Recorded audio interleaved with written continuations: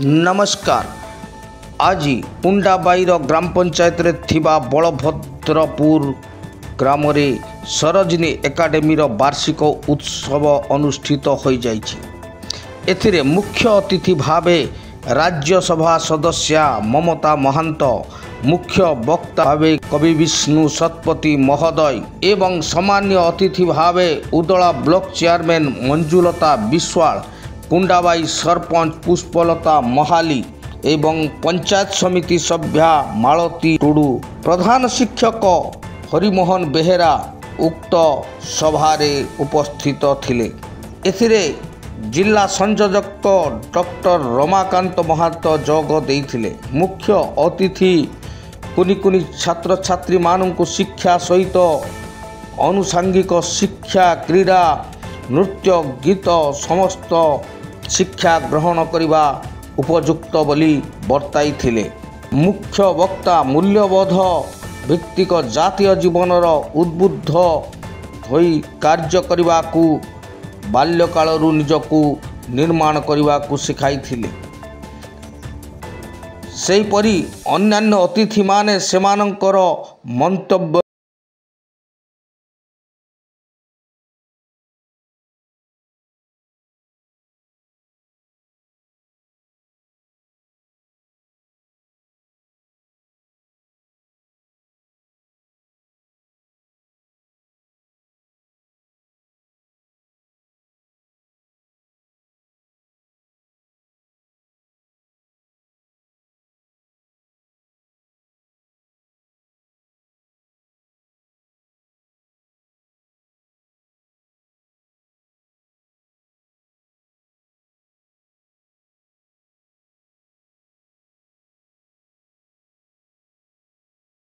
खंतु।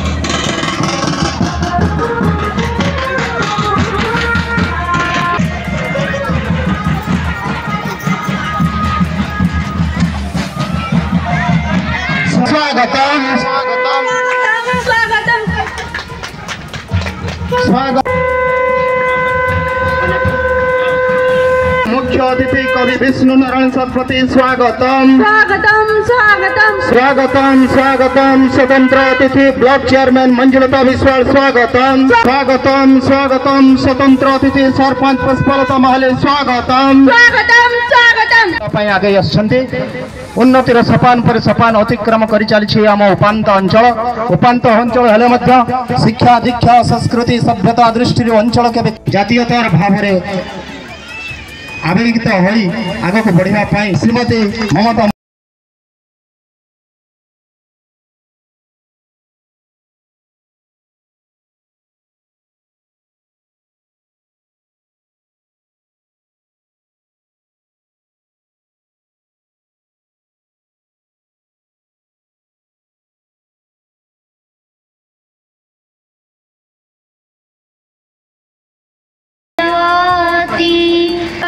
तुम्हें पापम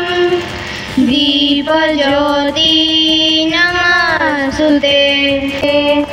आत्म ज्योति प्रदीप्ता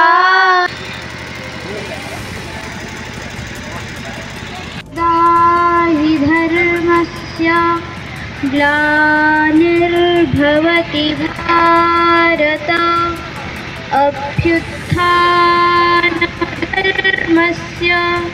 तदात्मानं सृजाम्यहं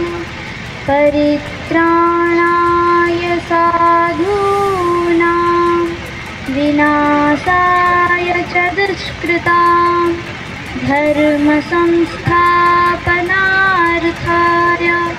संभवामि युगे युगे। और जोठारे धर्मर अपचय घटे एवं अधर्म प्रभाव विस्तार करे, ठीक सेतिके बेले भगवान यही धराधाम रे अवतीर्ण हुअन्ति। ଏହି ଉପାନ୍ତ ଅଞ୍ଚଳରେ ଅନ୍ଧକାର ଓ ଅଜ୍ଞାନକୁ ଦୂରୀଭୂତ କରି ଜ୍ଞାନର ଆଲୋକରେ ଆଲୋକିତ କରିବା ପାଇଁ ଗଢ଼ି ଉଠିଥିବା ଏହି ଅନୁଷ୍ଠାନ ସରୋଜିନୀ ଏକାଡେମୀ ଆଜି ତାର ବାର୍ଷିକ ଉତ୍ସବ। ଏହି ଅବସରରେ ମଞ୍ଚାସୀନ ବରେଣ୍ୟ ଅତିଥିମାନଙ୍କ ପାଇଁ ସ୍ୱାଗତ ସଙ୍ଗୀତକୁ ଆଧାର କରି ସ୍ୱାଗତ ନୃତ୍ୟଟିଏ ପରିବେଷଣରେ ଅଛନ୍ତି ଏକାଡେମୀର ଛାତ୍ରୀଗଣ।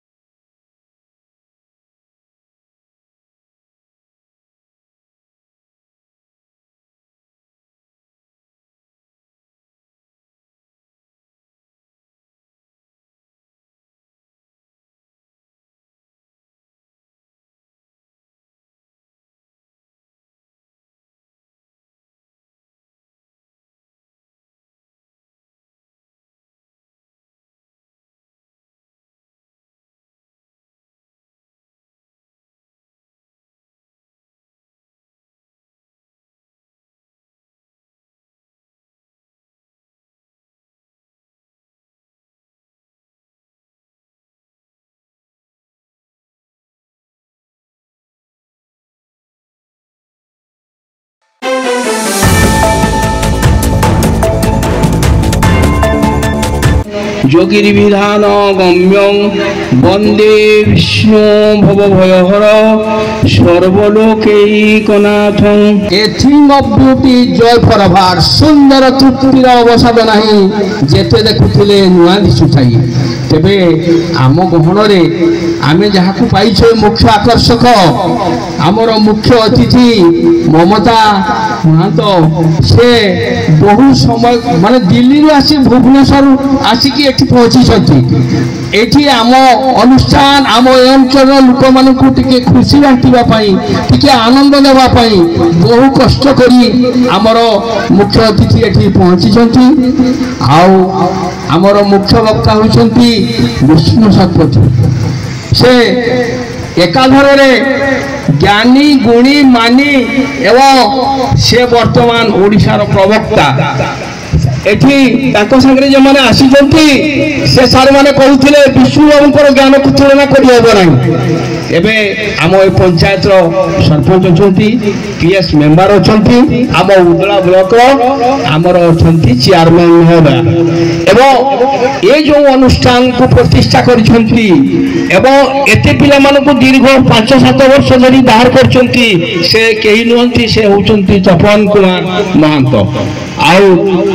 ଗୁରୁମା ମାନଙ୍କର ପ୍ରବଳ ଉଦ୍ୟମରେ ସେ ଯେଉଁ ପିଲାମାନଙ୍କୁ ଯେଉଁ ନାଚ ଗୀତ ଶିଖେଇଛନ୍ତି ତାଙ୍କର ଚେଷ୍ଟା ମଧ୍ୟ କିଛି ସେ କମ୍ ନାହିଁ। ତାପରେ ଯେଉଁ ଅଭିଭାବକ ମାନେ ଆସିଛନ୍ତି, ଆପଣ ପିଲାମାନେ କ'ଣ କରୁଛନ୍ତି କ'ଣ କରୁନାହାନ୍ତି, ପାଠ ତ ପଢ଼ା ହେଉଛି, ପାଠ ସହିତ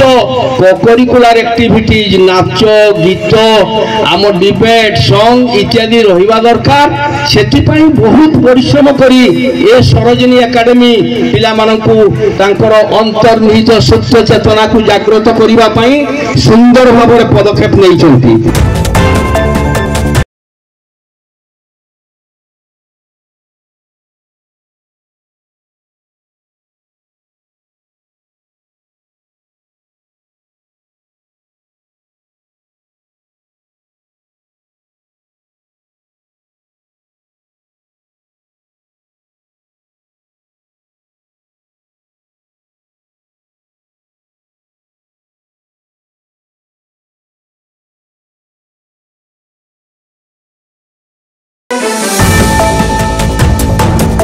ମାଧ୍ୟମରେ ସେ ଆଜି ମାନପତ୍ର ଗ୍ରହଣ କରିବାର ସୌଭାଗ୍ୟ ଅର୍ଜନ କରିଛନ୍ତି।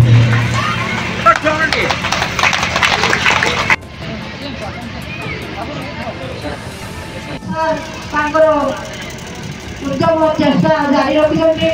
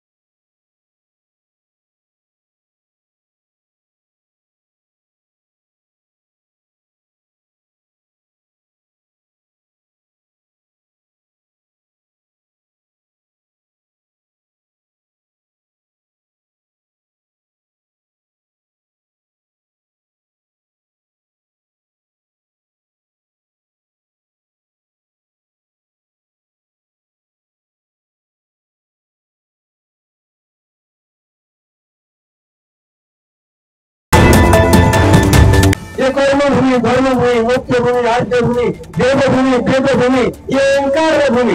ये शाश्वत वेद ध्वनि भूमि ये झंकार भूमि शाश्वत संगीत भूमि दुनिया को मंगल वार्ता देवार भूमि यही जो कथा तो धर्म खाली से छोटे छोटे लक्ष्य को मिल जाए कोई दिन नजर बदलो तो नजारे बदल जाएंगे सृष्टि को दृष्टि निर्भर करे ता पूर्व में धूप देवा मो पाद तले पड़ेगा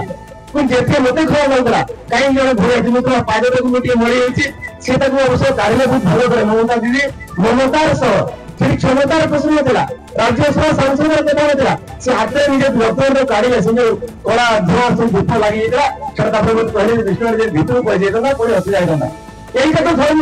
पदे पदे धर्म कर अवकाश अच्छी कि पिलाटी कहीं अभ्यास करना जे पिला नहीं सब आम कौन बाल्यकाल धर्म गण संजीवी ए जीवन अनिश्चित ए जाए कहार आज मृत्यु काल हो उपस्थित एटी कवि विष्णु भाई कहते शिक्षा सहित संस्कार निश्चित भाव संस्कार जरूरी आम जीवन में सहित शिक्षा भी निश्चित भाव जरूरी आम शिक्षा नथिब संस्कार नथिब आम के आगू जापर तेणु दुईटी जाक जो शिक्षा एवं संस्कार आम फॉलो करवा आम आगू ना आम लाइफ रे किपरि आम ग्रहण करवा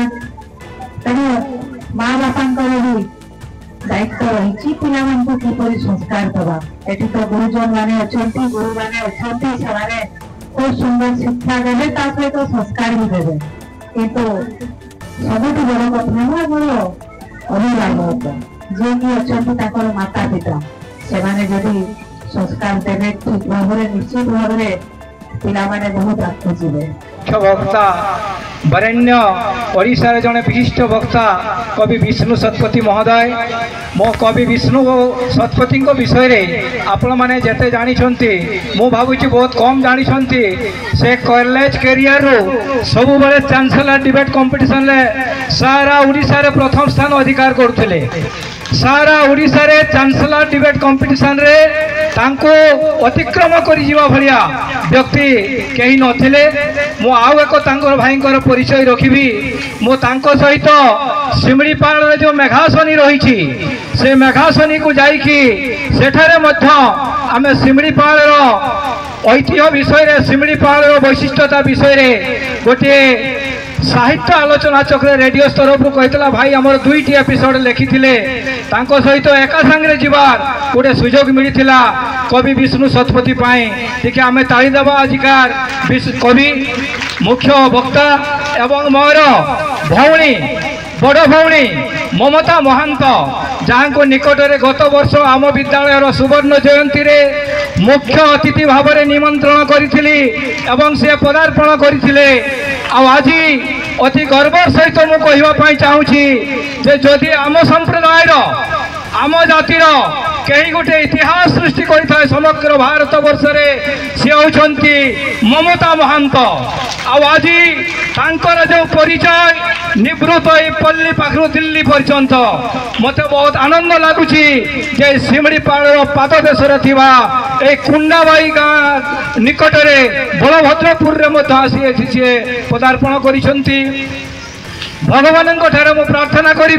तांकर चलपथ सुगमित हो से निकट में विवेकानंद जयंती जो होता शहीद स्मृति भवन में कहते जे भारत वर्षर जो इतिहास भारत वर्ष जो गर्व एवं गौरव ताको प्रतिपादित करिबारे एकमात्र आयुध होउछि हमर शिक्षा तेणु जो शिक्षा अच्छी से आमर प्रगति अच्छी तेणु आज यही शिक्षा अनुष्ठान जहाँकर नाम रही से हूँ आमर तपन बाबूंकर माँ सरोजिनी महांत किंतु आम समस्ते जानिछे सरोजिनी नायडू